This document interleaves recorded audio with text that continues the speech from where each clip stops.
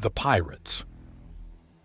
Under axiom wings, pillars soar into the air before embedding themselves into the square concrete pools. The liquid concrete flows at first like water before settling and hardening in moments. This feat repeats itself time after time as a small army of carpenters race behind Franklin as he sets up the bare supports and foundations of thousands and thousands of buildings. These shelters are temporary but strong, designed to be repurposed later for low-income housing and storage. Following the freshly trained carpenters are equally newly trained plumbers and electricians, landscapers and gardeners as green as the fruits of their labor follow them. Identical these houses may be, but each will be sturdy, well-made, and surrounded by beauty. Just because something isn't made to last does not mean you should not put in your best effort.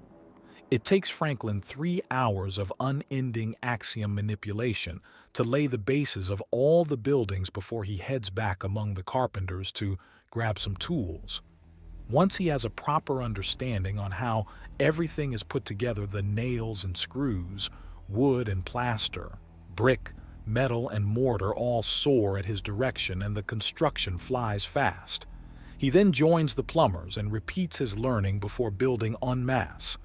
He repeats the performance with the electrical wiring and then with the greenery and turf. A city is born in a single day. Labor's finished, he sits upon the roof of the outermost building, watching as the people slowly move into the city on his right.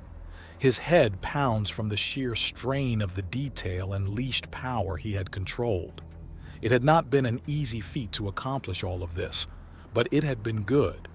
He had tested himself, tested the axiom, and tested his skill, endurance, and will. None were found wanting. His thoughts drift to the labor still needed on the world. This small, temporary city had a marketplace and roads to connect it to other places, so much still left to do, yet so little he could do himself. For all the tools Axiom gave him, it never seemed to be enough. He could make them new homes, he could give them a future. He couldn't wipe away the pains of the past. He shakes his head hard at that thought as if to try and literally shake it out. All it does is aggravate his headache somewhat. Water. I'm dehydrated. He floats off the roof and lands easily. The keys to this new place are already waiting inside. He ignores them and goes for the sink. The water in the area has already been tested and he drinks deeply. We missed you at lunch, Mabby says from behind him, and he turns to regard her. I don't like leaving things half-finished. Sorry, he says, and she scoffs before sauntering up to him and wiping the water off his mouth with the back of her paw. The problem with you humans is that you're all so strong.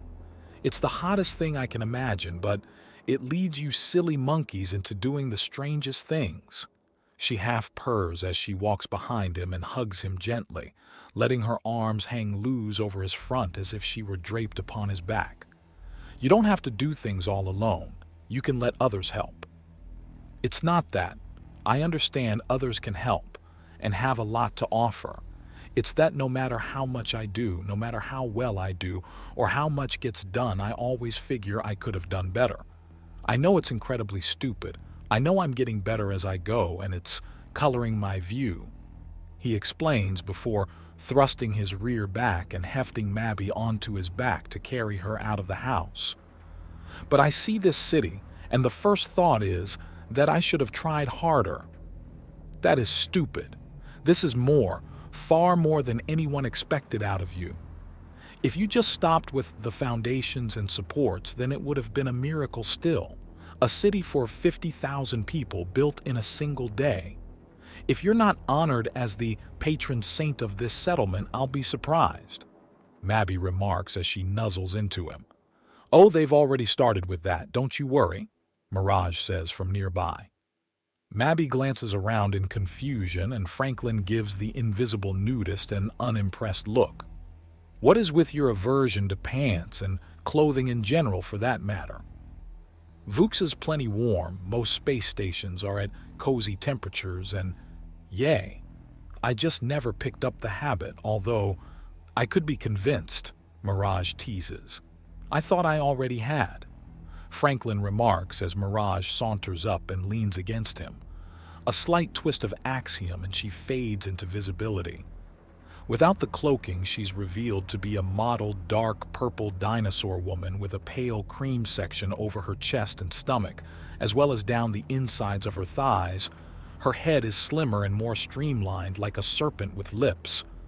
Accenting this are brightly colored feathers cresting backwards that she often braids little knickknacks into that give her a flaring hairstyle. A look of shock on her face caps it all off. "Franklin, no, stop!" She squeals in protest as she's suddenly very visible in all her nudity. She leans away and fades out of sight. "If you want to see me like that, anytime you're not wearing clothes, I'm not teasing you for fun alone. Clothing can do double duty as armor. I'm looking out for you.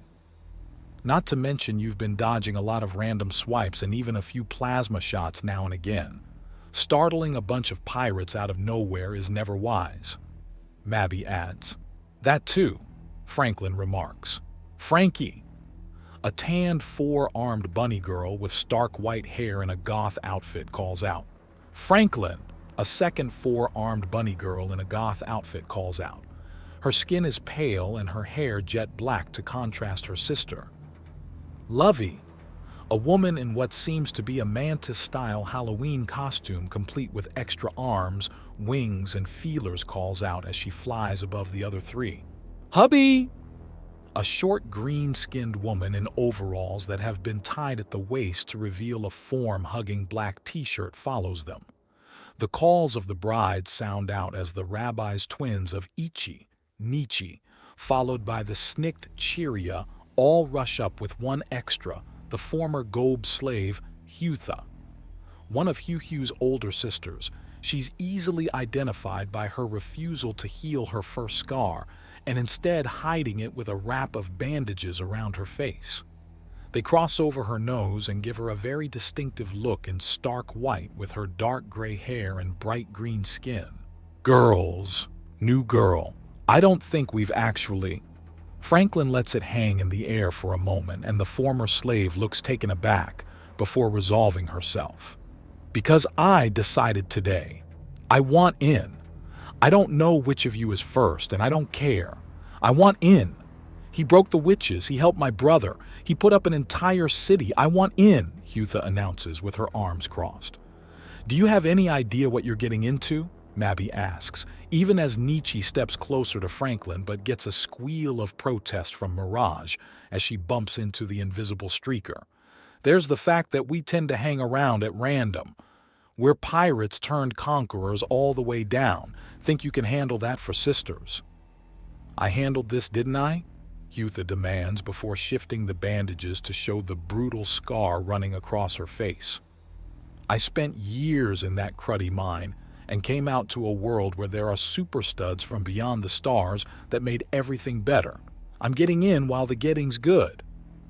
There's also the fact that among my own kind I'm weird as hell," Franklin remarks. Hutha snorts in derision. "Oh, what? You think you're going to scare me off? You're in great shape. You're a master axiom adept. You're exotic. You're tough. You're kind. You're wise and you're generous. If that's what weird is, then I don't want to see normal for the rest of my damn life. I want in." "I haven't been out in the galaxy long. Is this normally how it goes?" Franklin asks Mabby, who shrugs. "In some places," Mirage states in a very amused tone of voice. "Like, say, a frontier world between pirates, military, and a freed slave," Franklin remarks. "Putting it that way, we should be surprised we didn't wake up to find her in the bed and halfway done fucking herself pregnant on you. Actually, that might be kinda hot to see. Can we have that happen?" Chiria asks, and Franklin scrunches his eyes together before letting out chuckle. "That's apparently one vote in your favor," Franklin remarks. "Tough?" Ichi asks.